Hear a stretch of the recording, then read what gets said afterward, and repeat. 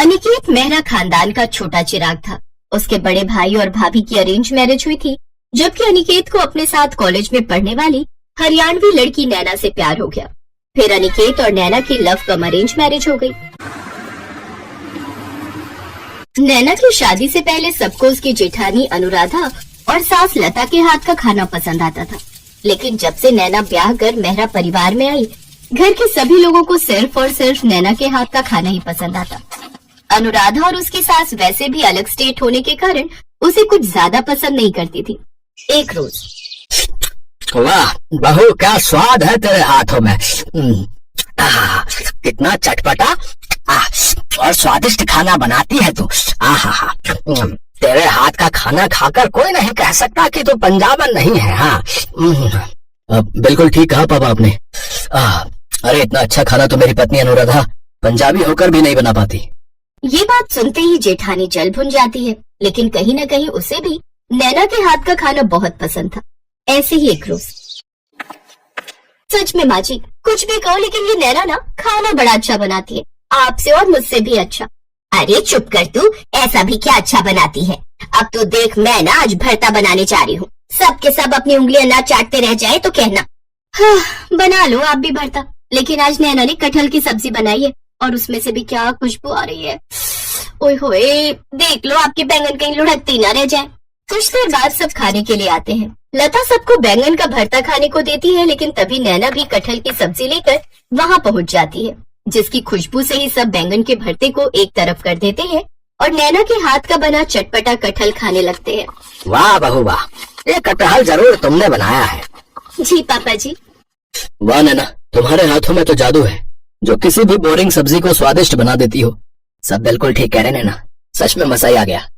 सच में आप सबको पसंद आया? Thank you so much. सबने उसके बने हुए कटहल की खूब तारीफ की और वो कुछ ही देर में चट भी हो गया, लेकिन लता के भरते को किसी ने छुआ तक नहीं। रहने दो माँ जी, आपके बस की बात नहीं है उस नैना को हराना। अब आप देखो मैं कल कैसे सबके लिए पंजाबी छोले भटूरे बनाती हूँ और सबकी वाहवाही लूटती हूँ।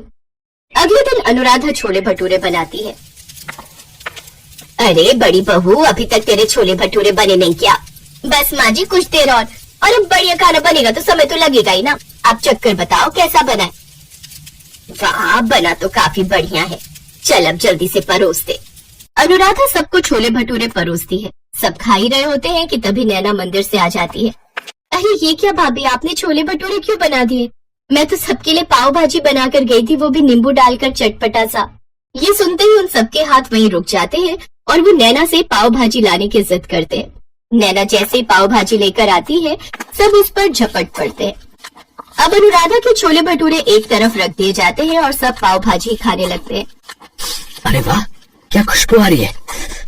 थोड़ा और दो ना। हाँ है, लीजिए ना। वाह बहू, तो आई है ना, तब से तो खाने पीने की मौज हो गई है हमारी यहाँ। ये सुनकर जेठानी और सास जल भुन जाती हैं। ना जाने क्या जादू है इस कमबख्त के हाथों में, जो इसके आगे किसी को हमारा खाना पसंद ही नहीं आता। अब आप ही बताओ माँ जी, क्या कमी थी मेरे छोले भटूरों में? कमी तो कुछ नहीं थी बहू, लेकिन फिर वो पाव भाजी के स्वाद के आगे जरा फीके थे। समझ में नहीं आता आखिर क्या जादू है इस छोटी बहू के हाथ में। ऐसे ही कुछ दिन बीतते हैं। एक रोज नैना का जेठ उसे बुलाकर कहता है, नैना नैना। जी भैया। नैना, कल मेरे बॉस और उनकी वाइफ डिनर पर आ रहे हैं, तो तुम कुछ ना अच्छा सा बनाकर तैयार करना। जी ठीक है भैया। क्यों जी, ये क्यों बनाएगी, मैं क्यों नहीं बना सकती? अगर मेरे बॉस नहीं आते तो तुम खाना बना लेती, मुझे कोई प्रॉब्लम नहीं है। लेकिन बात यह है कि मेरे बॉस और उनकी पत्नी खाने पर आ रहे हैं और ये मेरे प्रमोशन का सवाल है, इसलिए मैं कोई रिस्क नहीं ले सकता। तुम जानते हो ना, मेरे बॉस पक्के पंजाबी हैं और वो तो चटपटे खाने के बेहद शौकीन है। अगले दिन नैना खाना बनाकर तैयार कर लेती है। जेठ जी के बॉस अपनी पत्नी के साथ डिनर पर आते हैं तो सब उनका अच्छे से वेलकम करते हैं। कुछ देर बाद वो सब साथ में बैठकर डिनर करते हैं, तो वो खाना खाकर तो बॉस बहुत ही खुश होते हैं। वाह, क्या कमाल का खाना है। इतना अच्छा खाना तो मैंने बड़े से बड़े होटल में भी नहीं खाया। सचमुच बहुत ही लजीज और यमी खाना है। वाह, तुम बहुत लकी हो शुभम, जो तुम्हारी वाइफ इतना टेस्टी खाना बना लेती है। अरे नहीं, ये खाना तो मेरे छोटे भाई की पत्नी नैना ने बनाया है। नैना हरियाणा से है और इनकी इंटरकास्ट मैरिज हुई थी, लेकिन खाना बनाने में इसका जवाब नहीं है। नैना की तारीफ करने के कुछ देर बाद वो सब वहाँ से चले जाते हैं, लेकिन ये देखकर अनुराधा हैरान रह गई और वो अपनी सास से, अब तो हद ही हो गई माँ जी, पहले सिर्फ घर वाले लेकिन अब तो बाहर वाले भी इसके चटपटे खाने की तारीफ करते नहीं थकते। अब तो एक ही तरीका है इस बात का पता लगाने का कि आखिर वो खाना बनाती कैसे है, और वो क्या, उस पर नजर रखकर। अब वो दोनों उसकी जासूसी शुरू कर देती हैं। अगले दिन नैना रसोई में खाना बनाती है तो दोनों उसको चुपके से देखती हैं। अरे हट तो बहू, मुझे भी तो ठीक से देखने दे, हल्दी के बाद उसने क्या डाला। माँ जी मुझे लगता है नमक या मिर्च डाली होगी शायद। तेरे शायद के चक्कर में तू बाजी हार जाती है, अब हट परे, मैं देखती हूँ। दोनों देखने की कोशिश करती हैं लेकिन उनकी समझ में कुछ नहीं आ रहा था। माँ जी ऐसा करो, आप उससे जाकर पूछ ही लो कि वो क्या डालती है खाने में। चल चल, कल की आई लड़की से मैं पूछूं? बिल्कुल नहीं। अब वो दोनों सास बहू कभी कुकिंग शो के प्रोग्राम देखती तो कभी यूट्यूब पर रेसिपी देखकर खाना बनाने की कोशिश करती, लेकिन फिर भी वो वैसा खाना नहीं बनाना सीख पाती। इसलिए वो एक प्लान बनाती है। वो हर समय नैना के साथ ही रहती जिससे उन्हें पता चल सके, लेकिन इससे नैना इरिटेट होने लगी।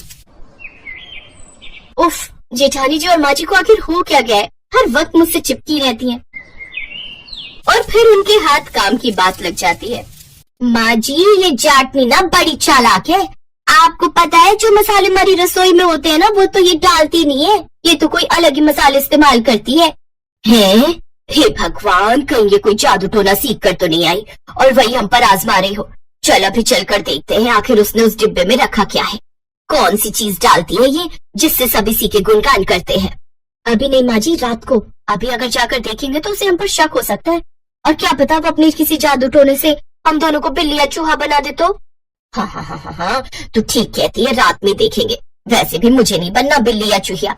रात को जाकर वो उन डिब्बों में देखती है तो उसमें मसाले रखे होते हैं जो बिल्कुल वैसे ही होते हैं। ये तो बिल्कुल वैसे ही मसाले हैं जैसे मैं लाती हूँ, फिर उनमें और इनमें आखिर फर्क क्या है। मैंने कहा था ना माँ जी, ये जरूर कोई जादू टोना करती होगी, अब तो इसकी सच्चाई सबके सामने लानी पड़ेगी। अगले दिन वो सबको हॉल में इकट्ठा करती है। तुम सबको पता है ये चाटनी ना हम सबके खाने में कोई जादू टोना करती है, जादूगरनी है ये, जादूगरनी। हाँ, ये आप क्या कह रही है माँ जी? हाँ तो बताओ, तुम क्यों मसाले का डब्बा अलग रखती हो? माँ जी वो पिसे हुए मसाले जो मेरी नानी माँ झज्जर में अपने गांव में पीसती हैं, अपने हाथों से धूप में सुखाकर। उन्हीं मसालों से खाने में इतना स्वाद और खुशबू आती है। उनके वहाँ पर खुद के ढाबे हैं जिसमें यही मसाले डालते हैं। और अनिकेत ने मुझे शादी से पहले ही कहा था कि पंजाबियों के दिल में उतरने का रास्ता चटपटा खाना होता है, इसलिए आप सबका मैं दिल जीत सकूं, इसलिए ये चटपटा खाना बनाकर खिलाती हूँ। लेकिन मुझे नहीं पता था कि मेरा ससुराल सिर्फ ससुराल ही नहीं, ये तो चटपटा ससुराल है, चाहे वो खाने में हो, जासूसी करने में हो या इल्जाम लगाने में। अब मैं नहीं रहूंगी यहाँ जहाँ मुझे सब जादूगरनी समझते हैं। माँ ये जो भी कर रही थी आप सबका दिल जीतने के लिए कर रही थी। अब जेठानी और सास को अपनी गलती का एहसास होता है और वो नैना से अपने किए की माफी मांगती है। अब वो सब साथ में खुशी खुशी रहते हैं। सौम्या को तीखी पानी पूरी खाने का बहुत शौक था। वो जब भी पानी पूरी खाती तो बहुत ही तीखे बनवाती। उसकी इस आदत को देखकर उसकी सास बहुत गुस्सा करती थी। भैया थोड़ी तीखी पानी पूरी खिलाओ। हाँ वो हरी मिर्च वाली चटनी वो भर दो इसमें। दीदी जी ये चटनी बहुत तेज मिर्च वाली है, आपसे खाई नहीं जाएगी, मैं तो ये जरा सा ही मिलाता हूँ। खिला दे भैया, हमारी बहू तीखे पानी पूरी ही खाती है, बहुत शौक है इसे मिर्च मसाले वाले तीखे पानी पूरी खाने का। हाँ अब है बढ़िया तीखा पानी। अब ऐसे ही रोजाना जब भी गली में पानी पूरी बेचने के लिए आओ तो मेरे लिए अलग से तीखे बनाना, ठीक है भैया? हाँ दीदी जी जरूर, अब से मैं याद रखूंगा। धीरे धीरे ये बात सबको पता चल गई कि सौम्या को सचमुच हद से भी ज्यादा तीखी पानी पूरी खाने का शौक है। एक दिन सौम्या एक फंक्शन में गई। वहाँ पर एक पानी पूरी वाले भैया सबको अपनी पानी पूरी खिला रहे थे, पर किसी को भी पानी पूरी का स्वाद नहीं आ रहा था। सौम्या भाभी अब आप ही अपने हिसाब से बढ़िया पानी पूरी तैयार करवाओ, भैया तो लग रहा है फीकी पानी पूरी खिला रहा है। अरे रहने दो शेफाली, अगर सौम्या ने पानी बनवाया ना तो तुम सब एक भी पानी पूरी नहीं खा पाओगी। सौम्या बहुत तीखी पानी पूरी खाती है और ये अपने हिसाब से ही पानी तैयार करवाएगी, फिर तुम्हारे साथ साथ आए हुए सभी मेहमान पानी पूरी खाने से रह जाएंगे। वही एक औरत जो फंक्शन में आई हुई थी ये सारी बातें सुन रही थी। वो उनके पास आई और बोली, कितना भी कहो मेरे से ज्यादा तीखी पानी पूरी कोई नहीं खा सकता। मैंने बड़े बड़े रिकॉर्ड तोड़े हैं, बहुत से तीखी पानी पूरी खाने वाले कंपटीशन में मैं जीत चुकी हूँ, मुझे कोई नहीं हरा सकता। मुझे लगता है सौम्या जी मेरे से ज्यादा तीखी पानी पूरी नहीं खाती होंगी। हाँ भाभी, स्वीटी आंटी सचमुच बहुत तीखी पानी पूरी खाती हैं। इन्होंने तो बहुत सारी प्रतियोगिताएं भी जीती हैं, जिनमें तीखी पानी पूरी खाकर इन्होंने बहुत से इनाम जीते हैं। अच्छा, आपसे मिलकर बहुत खुशी हुई, पर आप मुझसे कंपटीशन करने से पहले ये बात कैसे कह सकती हैं? अभी तक मेरा और आपका कोई कंपटीशन ही नहीं हुआ है। तो कर लेते हैं कंपटीशन, वो तो मैं ही जीतूंगी, परिणाम भी मैं तय करूंगी और पानी पूरी का पानी भी मैं ही बनवाऊंगी सबसे तीखा। ठीक है, आप बड़ी हैं, मुझे आपकी शर्त मंजूर है। अगले हफ्ते सोमवार के दिन हम कंपटीशन रख लेते हैं और जीतने वाले को सबसे महंगा वाला स्मार्टफोन गिफ्ट होगा। वैसे भी मैं लेटेस्ट स्मार्टफोन लेने ही वाली थी, सोच रही हूँ इनाम में मिल जाएगा तो मेरे पैसे बच जाएंगे। ठीक है आंटी जी, अब प्रतियोगिता में ही मिलते हैं। सौम्या स्वीटी आंटी से प्रतियोगिता के लिए हाँ कहकर घर आ जाती है, पर उसकी सास उस पर गुस्सा करने लगती है। बहू, अगर तुम प्रतियोगिता में हार गई तो तुम जानती हो तुम्हारा फालतू का नुकसान हो जाएगा। इतना महंगा स्मार्टफोन उसे मुफ्त में दे दोगी। तभी तो मैंने इस प्रतियोगिता के लिए हाँ की है। मेरा भी मन है कि मैं एक बढ़िया नया फोन लूं। अब मैं तुमसे कब से कह रही थी कि मुझे स्मार्टफोन दिलवा दो, तुमने तो दिलवाया नहीं। मैंने सोचा मैं खुद ही ले लेती हूँ, और अब जब सामने से ऑफर आ रहा हो तो भला मैं मना कैसे करती। और माँ जी, क्यों आपको अपनी बहू पर विश्वास नहीं है? आपको पता है ना मैं कितनी तीखी पानी पूरी खाती हूँ। ये प्रतियोगिता तो मैं ही जीतूंगी, बस आप मुझे अपना आशीर्वाद दो। सौम्या प्रतियोगिता के लिए तैयार थी। वो अपनी सास और पति नीरज के साथ सोमवार के दिन एक रेस्टोरेंट में पहुंचती है। वहीं स्वीटी भी अपनी कुछ सहेलियों के साथ वहां पहुंच चुकी थी। स्वीटी और सौम्या तीखे पानी पूरी खाने की प्रतियोगिता शुरू करती हैं। स्वीटी को लग रहा था कि उसने पानी इतना ज्यादा तीखा बनाया है कि सौम्या एक भी पानी पूरी नहीं खा पाएगी। पर ये क्या, सौम्या तो झटपट सारे पानी पूरी खाती जा रही थी। आपको नहीं पता कि आज आपने किससे पंगा ले लिया। ये मेरी बहू है, सबसे ज्यादा तीखे पानी पूरी खाने वाली बहू। मेरी बहू का इनाम तैयार रखना। स्वीटी ने अपने हिसाब से पानी बनाया था, हद से ज्यादा तेज और तीखा मसाला। कुछ ही देर में स्वीटी की तो आंख और कान से धुआं निकलने लगा। पर ये क्या, सौम्या तो पानी पूरी खाना रोक ही नहीं रही थी, और आखिरकार सौम्या तीखे पानी पूरी खाने की प्रतियोगिता को जीत जाती है। मजा आ गया, इतने चटपटे तीखे पानी पूरी थे ना। कमाल का पानी बनाया था आपने स्वीटी आंटी। वैसे मेरा लेटेस्ट फोन जो इनाम में मुझे मिलने वाला है, उसके आप मुझे पैसे ट्रांसफर करेंगी या खुद खरीद कर देंगी? तुम पसंद कर लेना, मैं पैसे दे दूंगी। Okay, no problem. नीरज, मैं सोच रही थी आप ऑनलाइन बोल रहे थे ना वो लेटेस्ट आया एक फोन, हम वही ले लेते हैं। आंटी जी मुझे अकाउंट में पैसे दे देंगी। सौम्या की बात सुनकर उसकी सास और पति दोनों उसके साथ हंस देते हैं। उस समय स्वीटी आंटी का मुंह सचमुच देखने वाला था।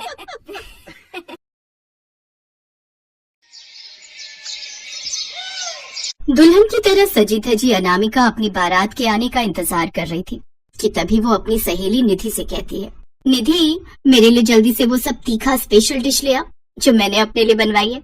याद है या भूल गई? अच्छे से याद है मुझे, तेरी स्पेशल डिश। रुक, अभी लेकर आती हूँ। निधि अनामिका के लिए उसकी पसंद के बनवाए हुए तीखे मिर्च के पकौड़े लेकर आती है, और वो भी तीखी चटनी के साथ। मिर्च के तीखे पकौड़े और तीखी सब्जी रोटी देखते ही अनामिका के मुंह में पानी आ जाता है। ला ला ला, जल्दी जल्दी मेरे तीखे तीखे पकौड़े। मुंह में पानी आ गया। तभी वहाँ उसकी माँ सुमन भी आ जाती है। आज के दिन तो तीखा खाना छोड़ दे बेटी, नहीं तो विदाई के समय मुश्किल हो जाएगी। माँ, अब आज मेरी शादी है, आज तो मुझे मत टोको। अच्छा ठीक है, आज खा ले, लेकिन ससुराल जाकर अब ये तीखा खाना और बनाना छोड़ दे। और हाँ, वहाँ सब्जी भी जरा कम तीखी बनाना। तुझे तीखी सब्जी पसंद है, इसका मतलब ये नहीं कि सभी को पसंद हो। अनामिका से तो ऐसा कभी हो ही नहीं सकता माँ। आप एक बार अनामिका को ससुराल की रसोई में पाँव तो रखने दो।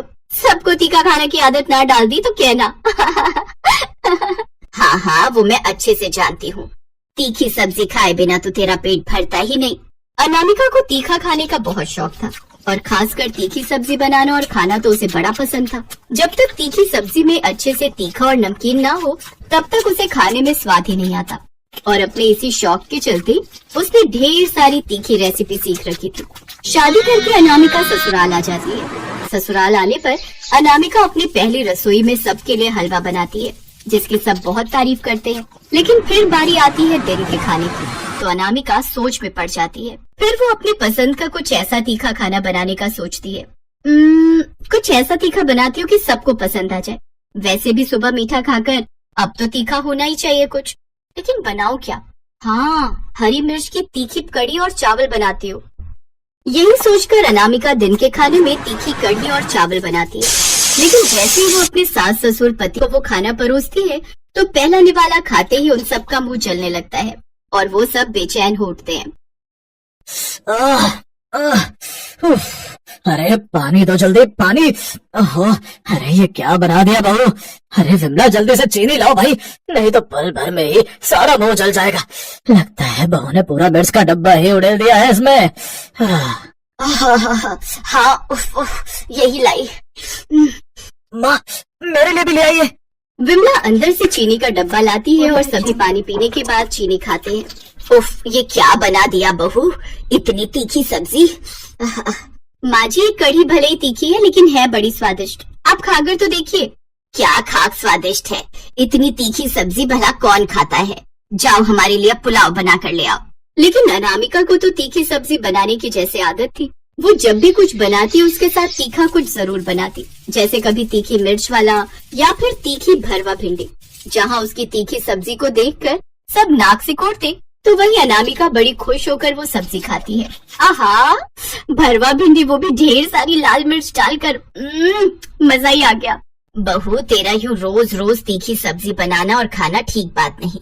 तू जानती है ना, तीखा खाने से सेहत पर बुरा असर पड़ता है। माँ जी, सच कहूँ तो मुझसे नहीं खाया जाता ये बेस्वाद कम मसाले वाला खाना। अरे जब तक नाक कान से धुआं न निकल जाए तब तक खाना खाना थोड़ी ना हुआ। विमला को अनामिका का तीखी सब्जी बनाना पसंद नहीं था। सभी घर वाले अनामिका को इसके लिए खूब समझाते, लेकिन अनामिका को तो बस तीखी सब्जी बनाना ही पसंद था। ऐसे ही कुछ दिन बीतते हैं। एक रोज अनामिका का पति सौरभ अपना पेट पकड़कर घर आता है। अनामिका, बहुत जोरों की भूख लगी है, जल्दी से कुछ खाना बना दो, लेकिन हाँ, तीखा जरा कम रखना। अच्छा ठीक है बाबा, नहीं बनाऊंगी तीखा। जिसे देखो मेरी तीखी सब्जी के पीछे ही पड़ जाते हैं। अब तुम इतना तीखा खाना बनाती हो तो सब टोकेंगे ही ना। उसे तीखा नहीं चटपटा कहते हैं, चटपटा। अच्छा मेरी माँ, अब जा और कुछ बनाकर ले आ जल्दी से, मेरे पेट में चूहे कूद रहे हैं। हाँ, जाती हूँ, आप तो मेरे पीछे ही पड़ गए हो। कुछ देर बाद अनामिका रसोई में जाती है और कोफ्ते की सब्जी और पराठे बनाकर सौरभ के लिए कमरे में लेकर आती है। ये लीजिए आपकी पसंद के पराठे और कोफ्ते की सब्जी। लेकिन सौरभ जैसे ही वो पहला निवाला मुंह में डालता है वो उठ खड़ा होता है। अरे खड़े क्यों हो गए? मैं जानती हूँ कि सब्जी लाजवाब बनी है, लेकिन स्टैंडिंग ओवेशन देने की कोई जरूरत नहीं है। अबे वो जल्दी से जाओ, मेरे लिए पानी लेकर आ, इससे पहले कि मैं हार्ट अटैक से मर जाऊं। मेरी गलती थी जो मैंने तुम्हें खाना बनाने के लिए बोला, इससे तो अच्छा होता मैं बाहर ही कुछ खाया था। हाँ, बाहर, हाँ, यही सही रहेगा। सौरभ गुस्से में बाहर चला जाता है। फिर एक रोज, बहू, कल तेरी चाची सास किसी काम से शहर आ रही है, तो तू रात के खाने की अच्छे से तैयारी कर लेना, और ऐसा करना, खाने में आलू पूरी और मटर पनीर बना लेना।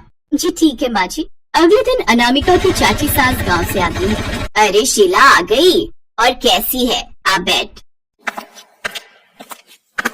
सच कहूँ दीदी, हालत खराब हो गई। सुबह बस पकड़ने के चक्कर में रोटी खाकर भी नहीं आई थी घर से। ऊपर से मुआ बस वाला कहीं बस रोकने को तैयार ही नहीं था। बस में खाली पेट बैठे बैठे तो जैसे अंतड़ियां ही मड़कने लगी थी। अब तो ऐसा लग रहा था कब मैं यहाँ पहुँचूं और नई बहू के हाथ का कुछ खाऊं। हाँ शीला, तू हाथ पैर धो ले, तब तक मैं बहू को बोलती हूँ खाना लगाने के लिए। कुछ देर बाद अनामिका टेबल पर सबके लिए खाना लगाती है, लेकिन जैसे ही चाची सास खाने का पहला निवाला मुंह में डालती है तो उसके कान खड़े हो जाते हैं, आंखें पूरी तरह लाल हो जाती हैं। हटा अपनी ये सब्जी पूरी। अरे ये सब्जी पूरी है या मिर्च पूरी? ऐसा लग रहा है जैसे इसने सब्जी तेल में नहीं बल्कि मिर्च में छौंकी है। अब कोई मुझे जल्दी से कुछ मीठा ला कर दो, नहीं तो मेरी तो जान चली जाएगी। अच्छा तू रुक, मैं अभी तेरे लिए फ्रिज में रखे रसगुल्ले लेकर आती हूँ। विमला शीला के लिए रसगुल्ले लेकर आती है, जिसे खाकर उसकी जान में जान आती है। माफ करना चाची जी, लेकिन मुझे नहीं पता था कि आपको तीखा खाने से इतनी दिक्कत हो जाएगी। बहू, ये तीखी सब्जी तो मेरे लिए जहर समान है, और दीदी आप तो जानती है ना मुझे तीखे खाने से एलर्जी है। फिर आपको तो अपनी बहू को बताना चाहिए था ना। नहीं चाची जी, इसमें माँ जी की कोई गलती नहीं है, उन्होंने तो मुझे समझाया था, लेकिन मैं ही ध्यान रखना भूल गई।